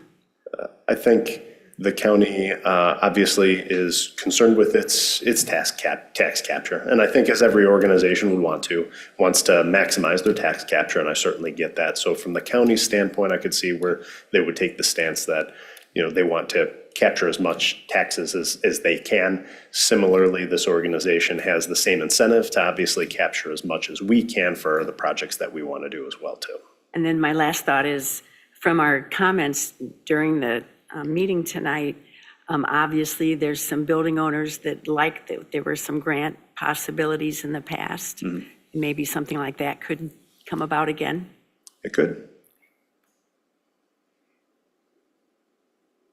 It feels to me like it's really kind of a numbers game where we have to kind of chunk out the projects and the priorities and then figure out, like, if we have 100% of a pie, you know, well, I think I'm talking about a pie chart or something like that. But yeah, just kind of decide how much weight and value as a commission we want to apply to these elements. I think it makes sense to keep the TIFA district intact. I mean, I do think we should consider just keeping just asking for a continuation of the same capture rate, unless we can crunch these numbers and get a totally different perspective. Makes sense. I do recall that we talked about this a while ago when we were considering what to do with, you know, the other TIFA districts, including the Mission, you know. And given that we have been talking about how to revitalize, you know, the downtown and, you know, area, I'm thinking sustainable development. Okay, I always think sustainable development. So how do we do this?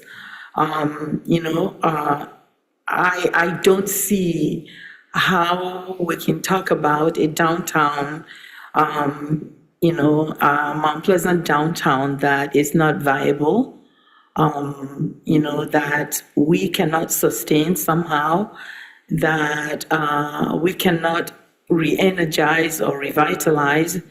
And I think that's important. And it seems to me that this TIFA, you know, has in the past helped in making, at least sustaining the downtown businesses or just the downtown environment. It is important for us. So I think for me, it is important for us to save it. I'm going to use the word save it. Now, we can then, of course, look at, the grant programs also, right? And we can look at the projects that we have and prioritize them. I can see how we can do all of those projects, okay? It doesn't make, it's not feasible, right? Or fiscally responsible. So first of all, let's preserve this and figure out what percentages, what percentages we do. And then we will look at those projects, and see what are the priorities for us. And then line up those priorities with what we envisage the TIFA can capture.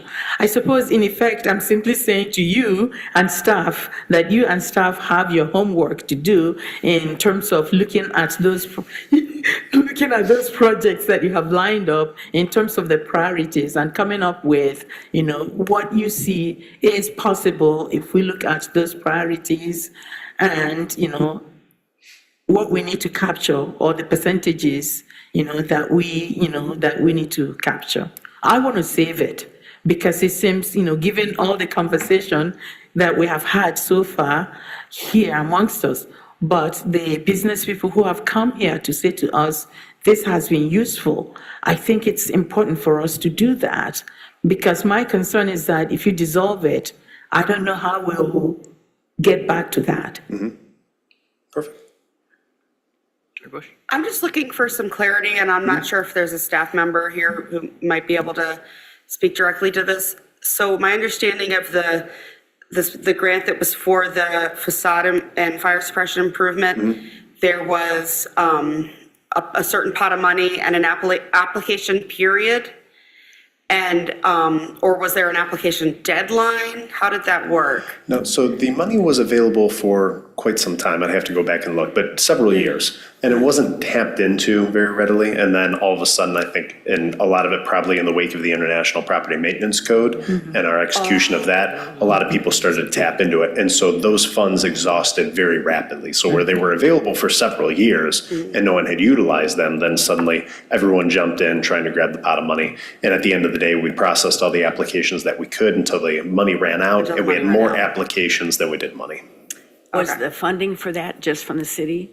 The funding from that was from the pre-existence of this TIFA, is my understanding. With a capture? Correct. So if we would say we don't really want to have a capture, but we want some money from the general fund, that's possible? That's a possibility as well, yes. Did you have a question? But is it also possible to merge, to have a hybrid format where we get some money from the general fund and we, figure out what to capture to sustain the TIFA? We could do that as well. My concern is that if you get rid of the TIFA and everything depends on the general fund, what happens when you don't have enough money in the general fund to do the things that you need to do? Okay, you were talking about, the site selection pieces where some money comes from the state. Do we always, will the state always have that kind of money? Where else do we get money to do some of these things that we're talking about? I'm just thinking, again, sustainability. I just, that's where I'm going with my...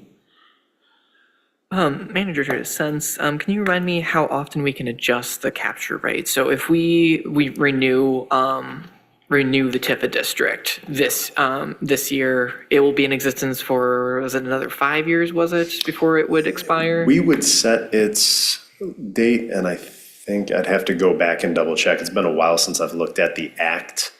I know you can take them longer than 5 years. Gotcha. I'd have to get back to you on the exact gotcha. time. But, so, again, let's just say 5 years for argument's sake. During that time, are we able to adjust the capture rate? Can we say 1 year, hey, like the county's doing, again, county seems to be one of the biggest concerns as we're working on this. But if they're the driving force behind a decision, county comes into a groundswell of funds unexpectedly and they're comfortable and we say, go ahead. can we suddenly start capturing? And then like if we need to, or if we need more funds in the general fund for whatever reason, if it comes back to us of just where our priorities lie, could we then the next year say, we're not going to capture as much this year? Yeah, I've never done it before. I would have to assume that it's possible because the city's carrying a Tifa district with a zero capture rate, so that had to have been adjusted at some point. I'd want to make sure that the safeguards are in place, that it's within the city commission's purview and not just in that of the Tifa board, because that's something to think about as well too. Is that the will of the Tifa board to be able to change that mid-year? So I could get the city commission that information as well too when we circle back. That'd be something I'd be interested in knowing there. The other aspect of this, and this is, I guess, just something more to highlight, I guess, as Commissioner Eke put out, the funds are still limited. Like we have a whole laundry list of things that we could be doing with these funds, but if we did a total capture of 640,000, well, the mill and overlay of 2 streets right now is 1.4 million. So it would still take us a couple of years to build up for, I imagine, a streetscape or anything of that nature. It would still take time. So as far as like and this is also back to the commission, then it's kind of coming back to the direction we're giving to staff is the idea of if we are we going do start to capture funds again? Is it the idea of we're capturing funds for what I would deem probably more of I would kind of in my head see as a public need of like the city is going to take this action with these funds, we're going to do this streetscape, or is it more of a private, we're going to provide grants so that other individuals can take action off of those funds? That I feel like that, does that track for either members of the commission or manager dissents there as far as like use of those funds? I think I see what you're saying. When it comes to the streetscape, like what we had proposed, I think that would be very much a public action and something that we would have to take on. But I think what you're also hinting at is there are other grant programs that could be put out there that a business owner may want to take on as well too. Yeah, because like for example, the most recent and the most well-known is the fire suppression and facade improvements. We aren't directing that, we're providing the funds and we're saying, hey, we'll reimburse you because we see this as a positive action, but you, the private entity, are in control of that. So it's kind of the question, are we providing funds, making funds available for private entities to make those improvements, or are we also, as the streets department or the downtown development authority, saying, hey, we want to take this action and because this is the specific thing we want to see and do? Like, I think that's what we have to decide. I'm just reiterating the question. There are more two so different, there, and there are two different ways of the funds being used, basically. But just recontextualizing that a bit, because it's also, that's part of the question also. So I think we're focusing a lot on on saving or not saving. I'm hearing, from what we're hearing so far, I'm hearing save the district at the very least, of maintain it, continue it on. Let's see, I'm seeing Rollins, Eke, Bush, Alsager, I'm seeing nods, Perschbacher. Gotcha. So yeah, definitely save the district and maintain it into the future. Then it just comes back to the question of capturing project ideas, things that, and anything in interest to the different commission.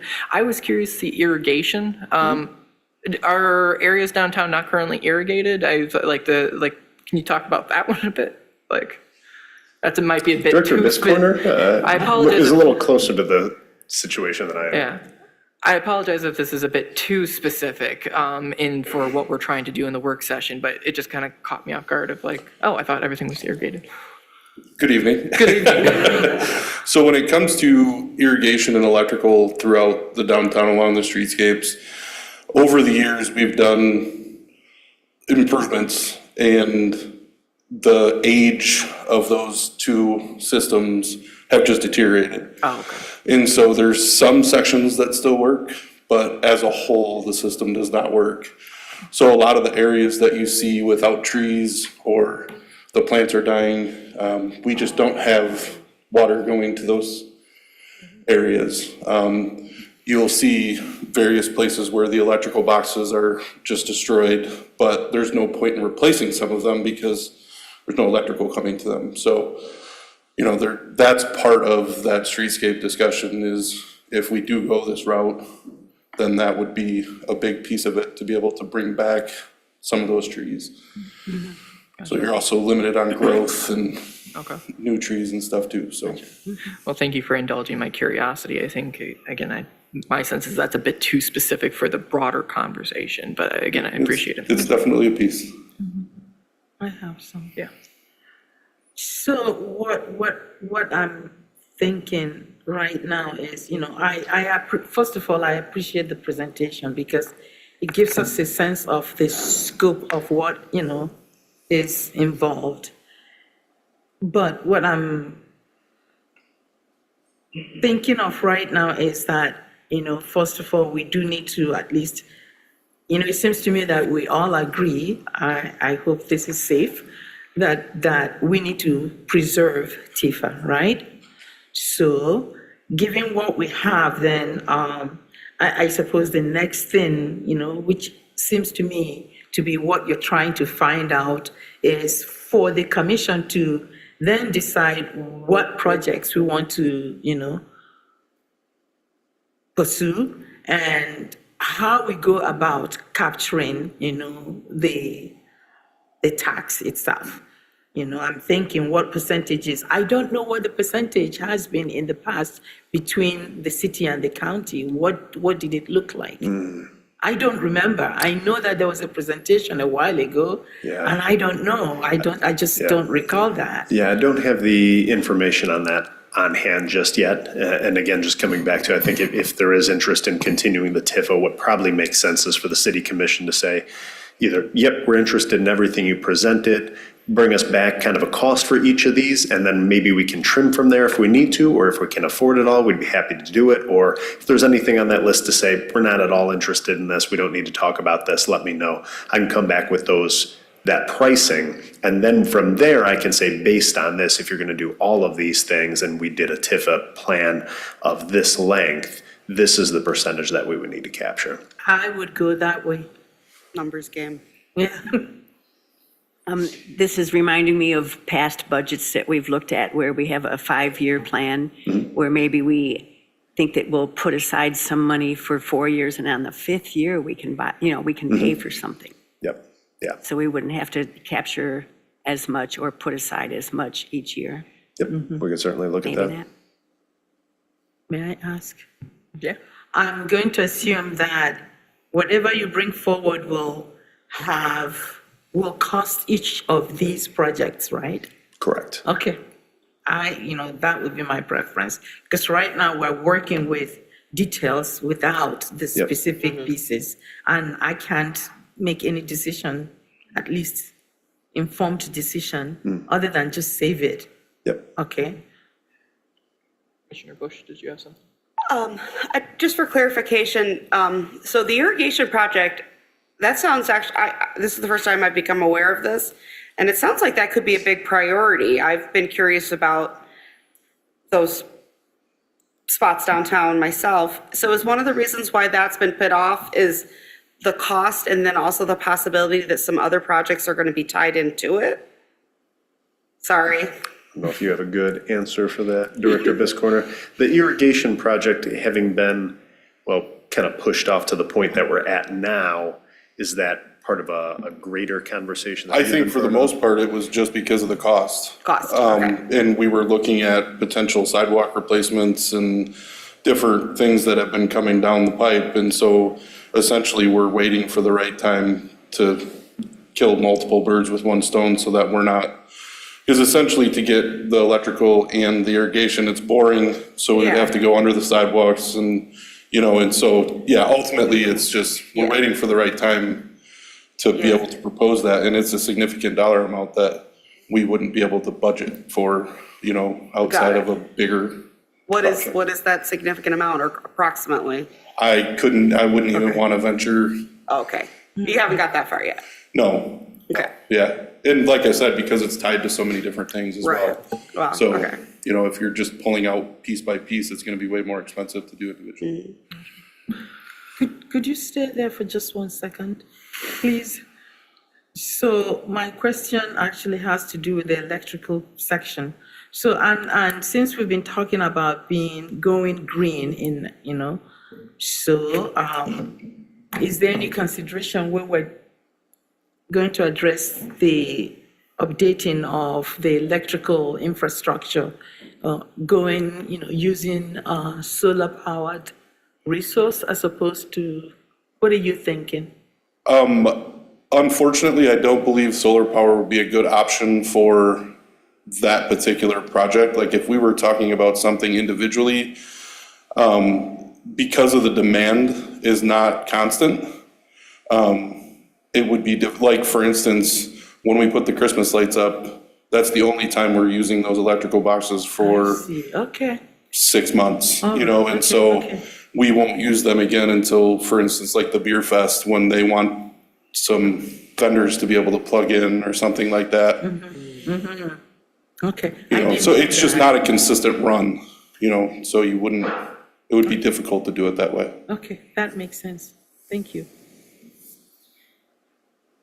Let's see, other commissioners, Commissioner Perschbacher, any comment on the discussion?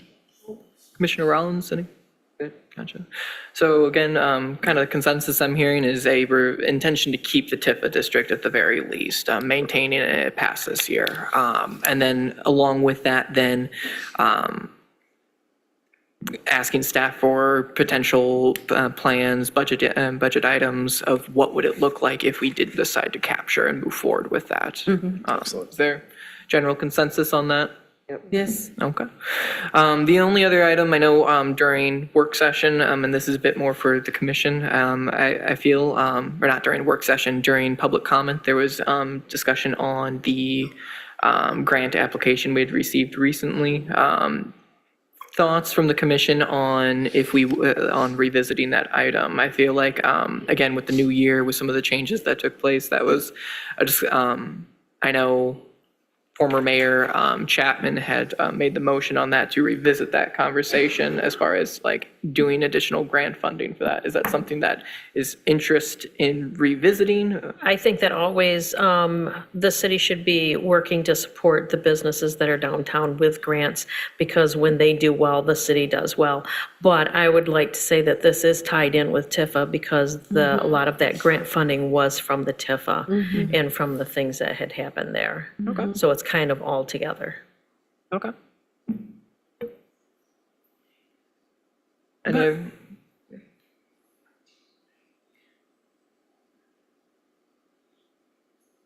I agree with Commissioner Perschbacher. I think that was why we did not fund that particular grant then, because we had exhausted the money, allocated.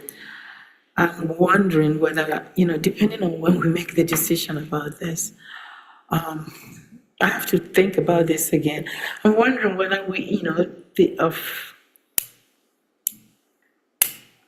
all right, I'm not going to say what I need to say right now, because I need to think about this carefully. Okay.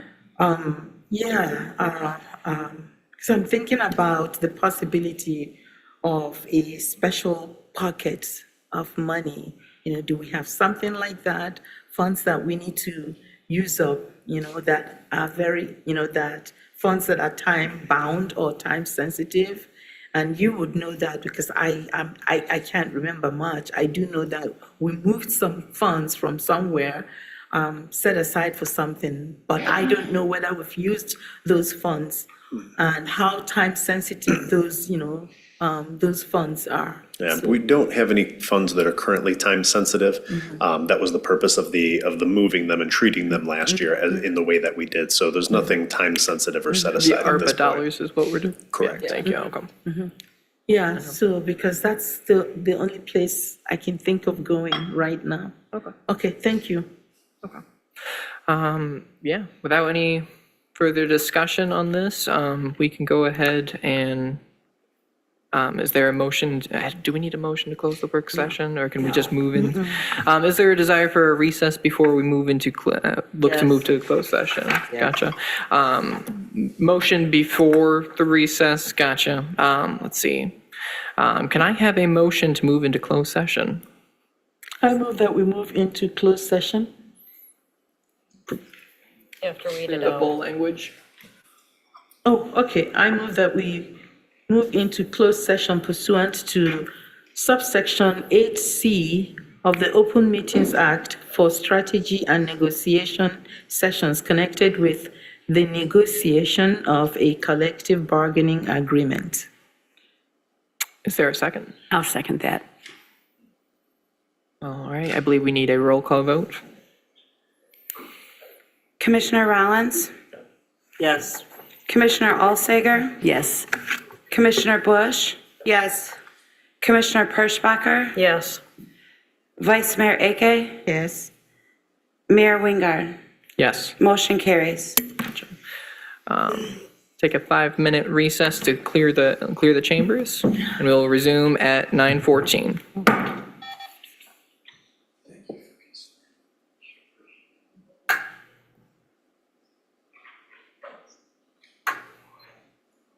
And tell me your name again. Strong. Strong. Okay, I wrote down Strong, and I thought that was close. Yeah. Oh, yeah, are you, Do you have a daughter, Jordan? Taylor? Jordan's my daughter. I used to be the secretary at Mount Pleasant High School. Was it Ken or Small Kenzie? town, what can you do? Nice to meet you, Ken. Thank you. But she married Brockman over there, so I remember correctly, yeah. Oh, okay. Yeah, so that's- All right.